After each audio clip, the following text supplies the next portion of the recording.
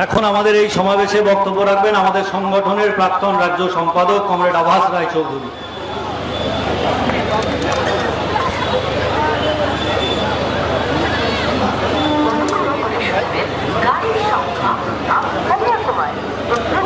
Comrade সভাপতি,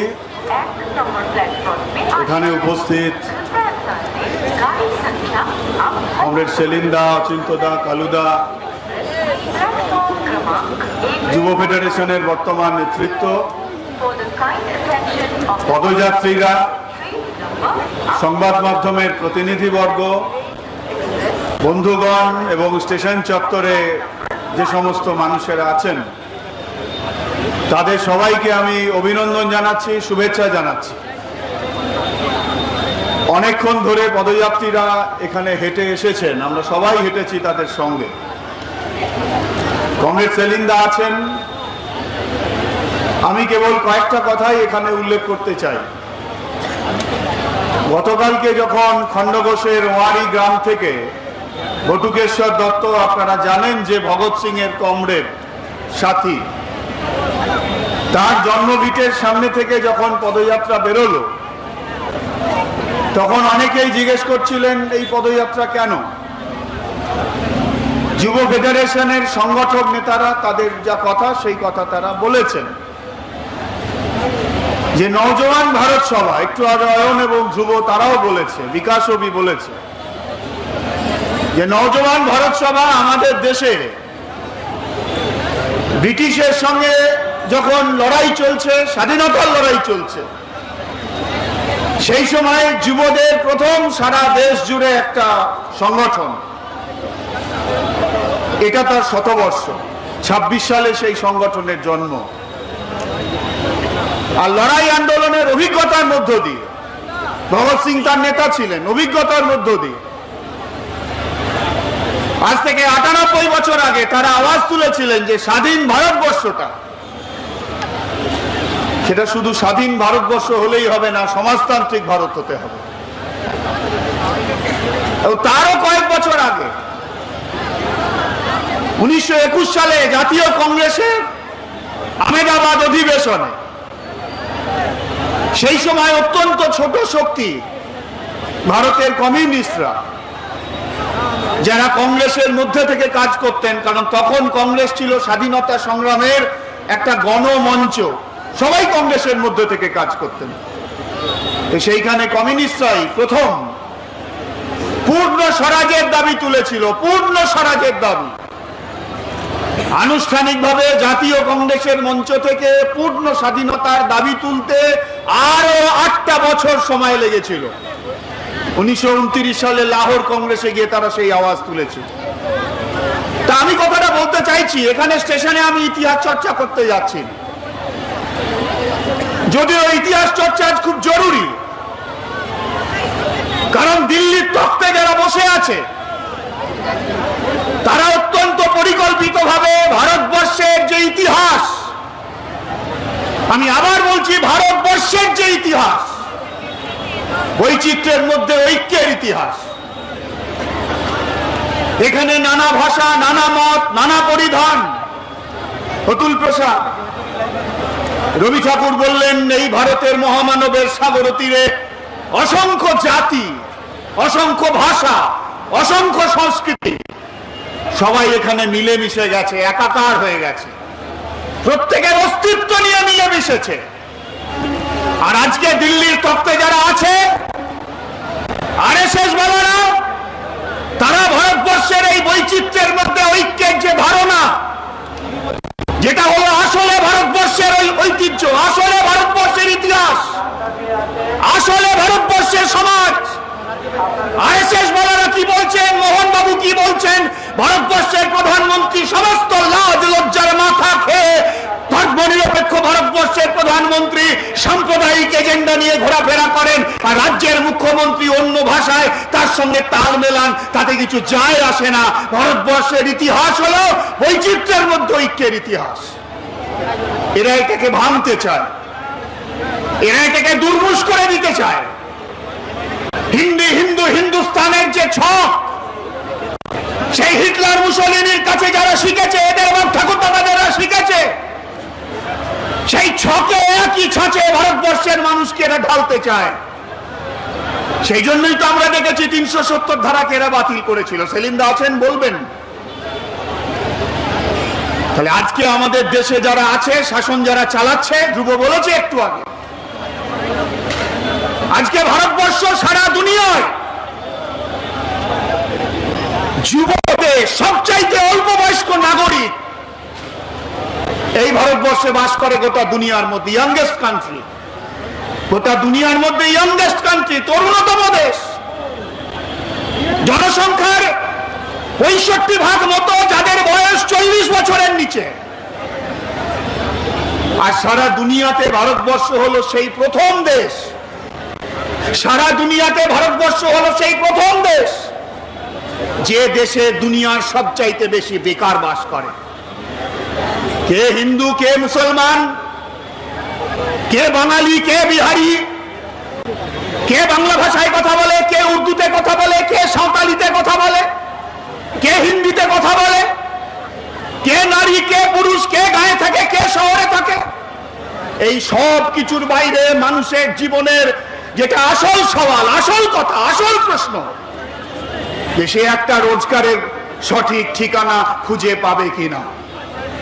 আমি গর্ব অনুভব করি এই সংগঠনের একজন প্রাক্তনী হিসেবে, ডিওয়াইএফআই এর একজন প্রাক্তনী হিসেবে, যে ডিওয়াইএফআই এর মতো এই ভারতবর্ষে আর কেউ দরদ নিয়ে, আবেগ নিয়ে বলেনি যে সবারই জন্য কাজ চাই, সবারই জন্য শিক্ষা চাই। আজকে আরএসএস এর ফর্মুলায় পশ্চিমবাংলার তৃণমূল বিজেপির বিভাজনের রাজনীতির পরিবেশে সবারই জন্য ভাবার ভাবনাকে আজকে ধ্বংস করা হচ্ছে। মানুষকে জাতের নামে, ধর্মের নামে, ভাষার নামে, বর্ণের নামে, লিঙ্গের নামে, অঞ্চলের নামে মানুষকে ভাগ করে দেওয়া হচ্ছে। এই যে বিভাজনের রাজনীতি, এতে যাদেরকে ভাগ করা হচ্ছে জাতের নামে, ধর্মের নামে, ভাষার নামে, লিঙ্গের নামে, তাদের বন্ধু সাজছে, চোখে কুমিরের জল দেখা যাচ্ছে। আসলে এই ভাগ তারা করছে যাতে করে আম্বানি আদানিদের মতো বড় বড় হাঙরেরা, আর এই আম্বানি আদানিদের বিদেশি যে সমস্ত বন্ধুরা আছে, আমাদের মোদী বাবুর গডফাদার ডোনাল্ড ট্রাম্প, তারা যাতে আমাদের ভারতবর্ষটাকে যেভাবে লুট করছে। এই যে রেল স্টেশনে দাঁড়িয়ে আমরা মিটিং করছি, যেদিকে আমাদের ভারতবর্ষের সরকার যাচ্ছে, আর কয়েকদিন পরে বর্ধমান স্টেশনের গায়ে ওই অশোক স্তম্ভটা থাকতে পারে, কিন্তু সমস্ত কিছু বেচে দেবে ন্যাশনাল মনিটাইজেশন পাইপলাইনের নাম করে। রেলকে বেচছে, ব্যাংক বেচছে, কয়লা খাদান বেচছে, ইস্পাত কারখানা বেচছে, বন জঙ্গল বেচছে, নদী বেচছে, আর বেরোজগারির সুযোগকে ব্যবহার করে সস্তায় মানুষের শ্রমকে কিনছে। ব্যাপক লুট। ওদিকে দেউচা পাঁচামিতে লুট হচ্ছে, ওদিকে আমাদের জঙ্গল লুট হচ্ছে, এদিকে আমাদের রাষ্ট্রায়ত্ত সম্পদ লুট হচ্ছে, এদিকে কৃষি থেকে ভর্তুকি তুলে দিয়ে কৃষকদেরকে আগামী দিনে পথে বসিয়ে দেওয়ার ব্যবস্থা হচ্ছে। যদিও কৃষকরা লড়াই করে সর্বনাশা 3টে কৃষি বিলকে তারা আটকে রাখতে পেরেছে, এদেশের শ্রমিকেরা লড়াই করে পার্লামেন্টে পাস হওয়ার পর এখনো পর্যন্ত লেবার কোডকে ওরা লাগু করতে পারেনি। সেই হিম্মত ওরা দেখায়নি। ঐক্যবদ্ধ লড়াই, সবাই মিলে লড়াই করে। এই লড়াই তো আছে।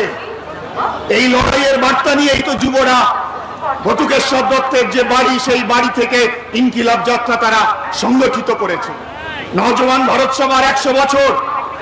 নওজোয়ান ভারত সভা মানে ব্রিটিশের বিরুদ্ধে লড়াই, সাম্রাজ্যবাদের বিরুদ্ধে লড়াই।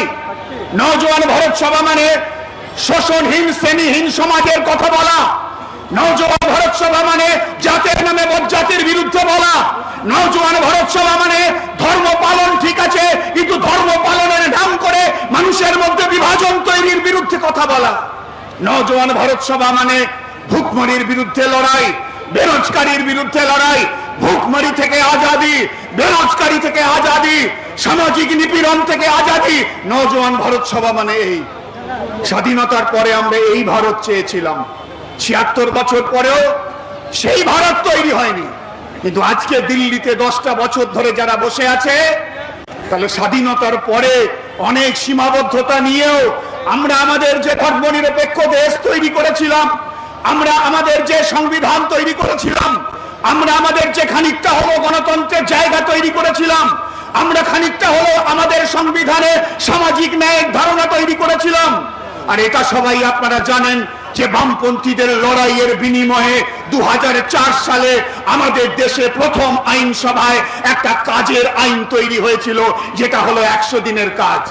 আর আজকের এই তৃণমূল আর বিজেপি নিজেদের মধ্যে সেটিং করে নিয়ে, ঝগড়া করে নিয়ে 100 দিনের কাজকে বন্ধ করে রেখেছে আজকে 2 বছরের উপর বেশি।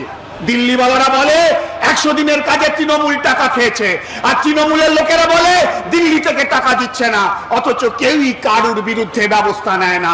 আইনে বলা আছে যে কোথাও যদি দুর্নীতি হয় তাহলে তার বিরুদ্ধে ব্যবস্থা নেওয়া যায়। তার জন্য জেলা পরিষদের সভাধিপতি লাগে না, তার জন্য কোনো মন্ত্রী লাগে না, মুখ্যমন্ত্রী লাগে না, তার জন্য ডিএমই কাফি। পশ্চিমবাংলায় কোথাও তো তৃণমূলের 100 দিনের কাজের দুর্নীতির বিরুদ্ধে একটাও এফআইআর করেনি। তাহলে দিল্লিওয়ালাদের যে কথা সেটা মুখের কথা, আর তৃণমূল যারা বলছে দিল্লি টাকা দিচ্ছে না, সরকারি কর্মচারীদের ডিএ কে আটকানোর জন্য, ন্যায্য চাকরি মেধার ভিত্তিতে যারা চাকরি পেয়েছে তাদের চাকরিকে আটকে রাখার জন্য তুমি জনগণের পকেটের পয়সা খরচা করে ওই পার্থদের মতো ওই চোরগুলোকে আদালত থেকে বার করে আনার জন্য জনগণের পকেটের পয়সা তুমি জলের মতো খরচা করতে পারো। আর দিল্লির সরকার তোমাকে যদি 100 দিনের কাজের টাকা না দেয়, কেন তুমি আদালতে গিয়ে মামলা করছো না? আসলে এরাও জানে চুরি হয়েছে, ওরাও জানে চুরি হয়েছে, এরাও জানে ওরাও জানে যে এইটা নিয়ে নিজেদের মধ্যে ঝগড়া করব। টেলিভিশনের স্ক্রিনে ঝগড়া হবে, যাত্রার মঞ্চে ঝগড়া হবে, কিন্তু আসলে নিজেদের মধ্যে একই সেটিং আছে, সেটিংটা তো বোঝা যাচ্ছে। আর জীবের ঘটনায় তো দেখেছি 1 বছর পেরিয়ে গেছে, এখনো এখনো এখনো বিচার অধারা। এই তো গতকালকে দুর্গাপুরের ঘটনা ঘটেছে, সেখানে ডাক্তার বাবুরা গেছে আর এমনই বীরপুঙ্গ পুলিশ যে ডাক্তার বাবুদের সেই যে নির্যাতিত যে মেয়েটি তার পরিবারের সঙ্গে কথা বলতে দেয়নি, সেখানে বামপন্থীরা লড়াই করেছে। আর সেই বামপন্থীদের লড়াই, ন্যায় বিচারের লড়াই, সেই লড়াইকে ভাঙার জন্য পশ্চিমবঙ্গ বিধানসভায় প্রাক্তন তৃণমূলী বিরোধী দলের নেতা তার সাঙ্গপাঙ্গরা দুর্গাপুরের মানুষকে বিভ্রান্ত করার জায়গায় নেমেছে। আর জিগরের ঘটনায়, চুরি ছিনতাইয়ের ঘটনায়, চিটফান্ড কেলেঙ্কারিতে আরএসএস বিজেপি তৃণমূলের সেটিংটা পরিষ্কার হয়ে গেছে। তাই বন্ধুগণ, আমার কথা হলো এই যে নিজেদের অধিকারের জন্য লড়তে হবে। দুনিয়ার ইতিহাসে কোথাও কখনো বিনা সংগ্রামে 1 ছটাক অধিকার মানুষ অর্জন করেনি, অধিকার আদায় করেছে লড়াইয়ের মধ্য দিয়ে। আর সেই অধিকার আদায়ের রাস্তাতে থেকেই আজকের যে রুকাবটগুলো আছে, যে বাধাগুলো আছে, তাকে ভেঙে আগামী দিনে এগিয়ে যাওয়ার যে লড়াই, সেই লড়াই লড়ছে খেটে খাওয়া মানুষরা। সমাজ বদলের লড়াই লড়ছে, বললো সমাজতন্ত্রের কথা, ভগৎ সিং এর কথা। সমাজ বদলের সে লড়াই খেটে খাওয়া মানুষ লড়ছে, করছে, তারা লড়াই আছে, তারা রণজয়ী নয় কিন্তু রণে তারা মেতে আছে। যুদ্ধ তারা জিতে যেতে পারেনি কিন্তু যুদ্ধের মধ্যে আছে। অসংখ্য খেটে খাওয়া মানুষ গায়ে গঞ্জে, গত 2 দিন ধরে তো দেখলাম আমরা দক্ষিণ দামোদরে, আজকে তো বর্ধমান শহরে দেখেছি খেটে খাওয়া সাধারণ মানুষের আকুতি। বামপন্থীদের লড়াইয়ে রাস্তায় তারা দেখতে চায়, আমরাও সেই যোগ্য হয়ে উঠবার লড়াই আমরা চলছি, আমরা চেষ্টা করছি। কিন্তু আজকের দিনে নওজওয়ান ভারত সভার এই 100 বছরের এই একটা পদযাত্রা করেই নিশ্চয়ই যুব ফেডারেশন তার দায়িত্ব শেষ করে দেবে না। যে আদর্শ নিয়ে দেশের স্বাধীনতাকে রক্ষার জন্য লড়াই, দেশের স্বাধীনতা সংগ্রামের মধ্য দিয়ে যে স্বাধীনতা পেয়েছি তাকে রক্ষার লড়াই, আমাদের সংবিধানের উপর যে হামলা হচ্ছে তাকে রক্ষার লড়াই, ভারতবর্ষের বৈশিষ্ট্যকে ভাঙার যে ষড়যন্ত্র চলছে তাকে রক্ষার লড়াই, ইতিহাসকে ধ্বংস করে বিকৃত ইতিহাস তৈরির যে ব্যাপক আয়োজন চলছে তার বিরুদ্ধে সমস্ত মানুষকে জড়ো করার লড়াই, সেই লড়াই লড়তে হবে। নওজওয়ান ভারত সভার এটাও যেমন শতবর্ষ, তেমনি আজকে যারা দিল্লিতে বসে আছে আর তাদের বি টিম যারা পশ্চিম বাংলায় আছে, সেই আরএসএস এরও এটা শতবর্ষ। একদিকে ভগৎ সিংদের সংগঠনের শতবর্ষ, ভগৎ সিং, চন্দ্রশেখর আজাদ, আশফাকুল্লাহ খাঁ।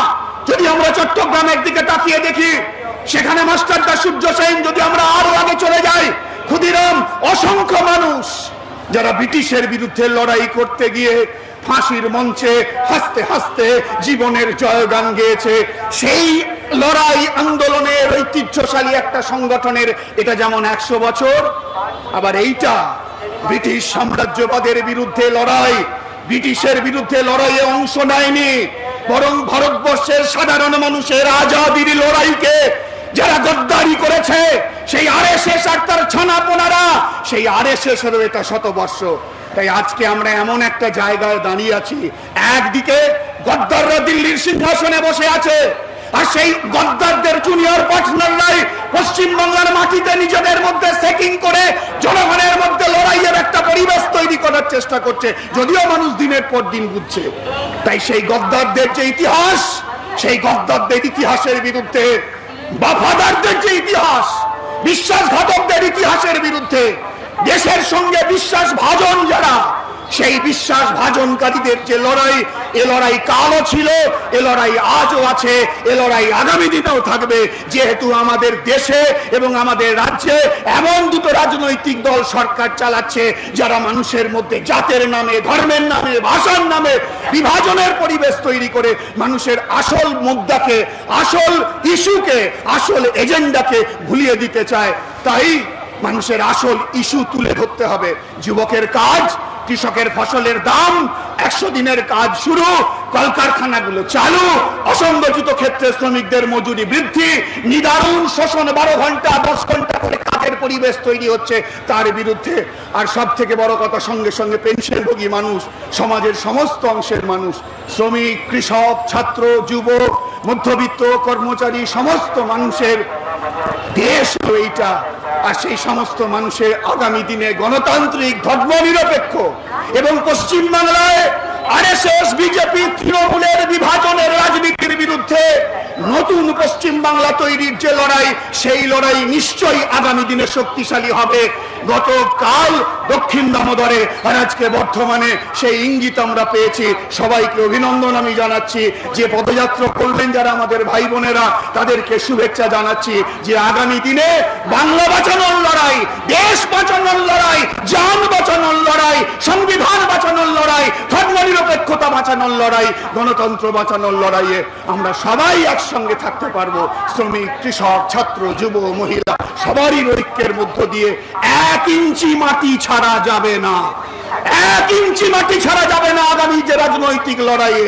আগামী রাজনৈতিক লড়াই বাংলার ইতিহাস শুধু নয়, ভারতবর্ষের ইতিহাসে একটা গুরুত্বপূর্ণ মোড়, যে সেই গুরুত্বপূর্ণ মোড়ে ঠিক হবে যে যারা বফাদার, যারা বিশ্বাসভাজন জনগণের কাছে, দেশের কাছে, তারা এগোবে, নাকি যারা গদ্দার, যারা বিশ্বাসঘাতক, তারা আর একটু সামনে এগিয়ে আসবে।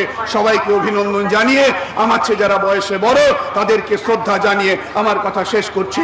ইনকিলাব জিন্দাবাদ, শ্রমিক, কৃষক, মেহনতি মানুষের ঐক্য জিন্দাবাদ।